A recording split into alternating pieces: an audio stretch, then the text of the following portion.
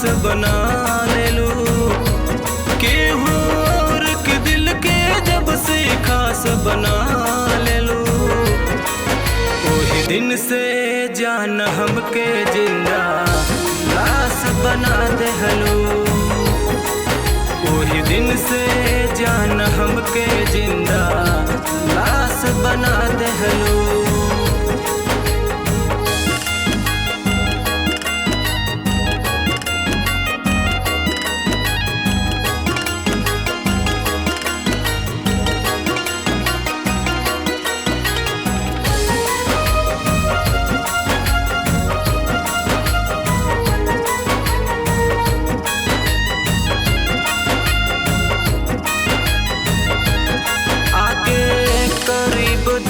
चल गइलो जान हो, तोरा बिना लागे दुनिया वीरान हो।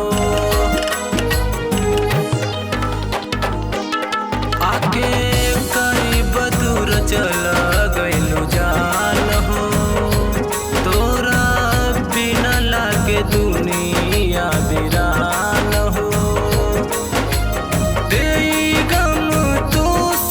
हमके तड़पैलू, देई गम तू सनम हमके तड़पैलू।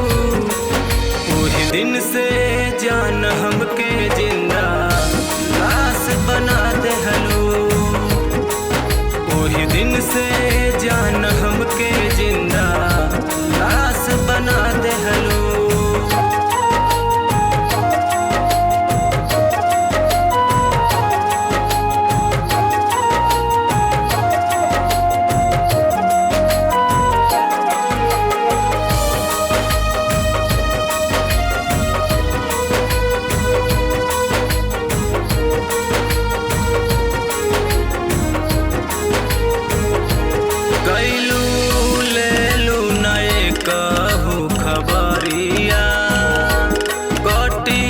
कैसे तोर बिना उमरिया,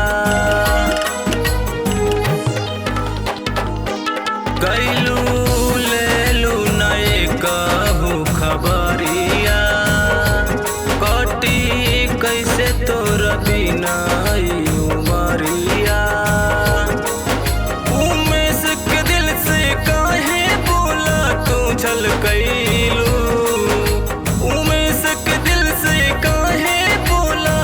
चल गइलू, वही दिन से जान हमके जिंदा लाश बना देहलू।